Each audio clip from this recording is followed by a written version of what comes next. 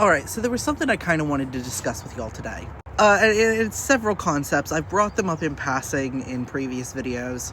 And it's two concepts that I would like to refer to as the Digital Panopticon and the invisible comment section. Because as I have been talking to you guys, learning new things, really trying to listen and figure things out about what's going on with these younger generations, I have begun to realize how much of these issues come back to these two things. So what are these? The Digital Panopticon is the feeling that you are constantly being watched and or judged by the internet. And this is not an unfounded feeling, because we kind of are. We are under a great deal of surveillance by each other. Any moment you are in public, there is a possibility that somebody could catch something you are doing on film. We never know when this could happen, so we keep our behaviors within these very specific parameters that make this less likely to happen. Now, for those of you who are unaware of the Panopticon as a concept, it was a prison design created by philosopher Jeremy Bentham, and the guards are here in this tower in the center, and the guards can see the prisoners, but the prisoners can't see the guards. So there is a possibility that these prisoners are being watched at any time, and because of that, they keep their behavior within a very specific set of parameters just in case. And we have trapped ourselves in a Panopticon. We never truly know whether we are being watched at any moment in public.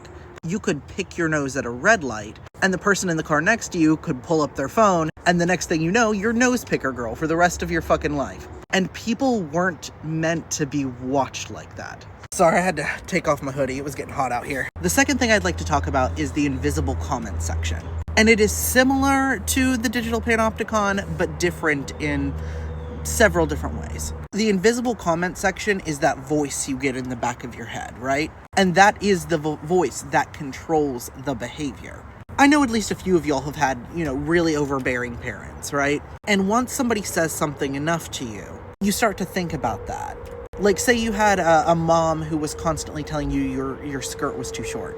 Next time you go to buy a short skirt, you may feel insecure about wearing a short skirt because your mother would always, tease you or yell at you about it. Now, in theory, this could be a good thing. After all, having people kind of police themselves into good behavior, obviously people won't be engaging in that behavior anymore, right? But that's not actually how it works. Because there are a few different ways you can react to this, right?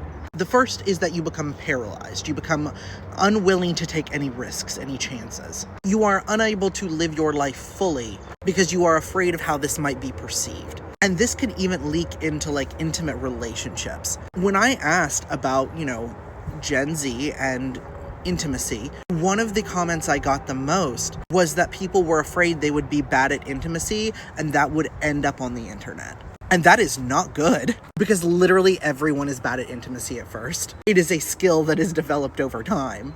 And as you learn more about your partner, it also leads to us being in a very, very low trust society. It leads to people being afraid of each other, of their neighbors. So they're paralyzed, they can't do anything.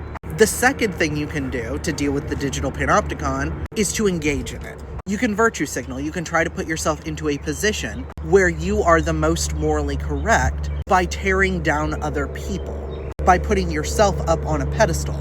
It's essentially pick-me shit. And it is very, very easy to do this under the guise of saving the world or fighting against oppression. The third thing you can do is you can just give up fucking technology. Say fuck it, go become an Amish. But that's really difficult and not a choice that a lot of people are going to make. The next thing you can do is strike a balance. At least try to. You can try to stay kind and compassionate and try to listen to people as much as possible and try to have a thick skin for when this happens, right? And this is what I've been trying to do. But you find after a while it just hollows you out. And you start to care less and less. You start blocking obsessively over things that are small just because you're trying to not have your fucking day ruined. And then that causes some other shitstorm. Because then there's somebody from, the second group, I think it's the second group, who's inevitably there to be like, did you know that Reverend Pop Pop silences marginalized voices? And eventually you just kind of go numb to it all. Because our brains were just literally not made to handle this. And this is where I'm seeing a lot of content creators end up. Like genuine, good-natured people. They're just getting hollowed out. They end up with substance abuse problems. They end up depressed. A lot of them do end up quitting. And so then what you're left with is a bunch of people who aren't as compassionate and who are in it for the clout or the money because they have something else motivating them. People who have the conscience to try to make the world a better place end up quitting, or completely hollow and have difficulty making good content, which is where I feel like I'm at most of the time. So all you have left are a bunch of grifters.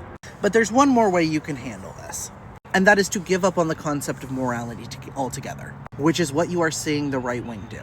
People fall into nihilism because they just go, well, fuck it. If I can't do anything right, if I'm going to get yelled at anyway, I might as well just have no moral compass whatsoever. Burn it all down.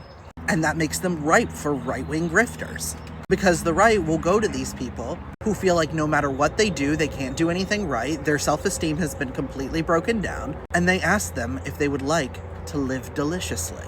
They say, well, you could just, give up on morality. Here's this other thing to fight for. This other thing that allows you to do whatever you want. Just don't be gay and toe the line and you will be rewarded. They are happy to buy what the internet breaks and turn them into a bunch of hedonistic nihilists, thriving purely off their own spite and pleasure and desire to burn the world.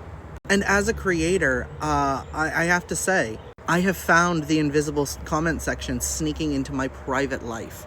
I have found myself anxious about acts of intimacy that I have with my own wife, that we are both very much into, because it feels like I am being watched, even though I know I'm not. And while I think this affects creators the most, I think it affects everyone. I think that's why the concept of cringe is so popular right now. It is a way to ensure conformity. And I mentioned in a previous video, I've been waking up at like 3 a.m. feeling like my house is burning down. And I don't know if this is because I'm having like recurring dreams that I just don't remember or what. But this anxiety is causing me fucking problems.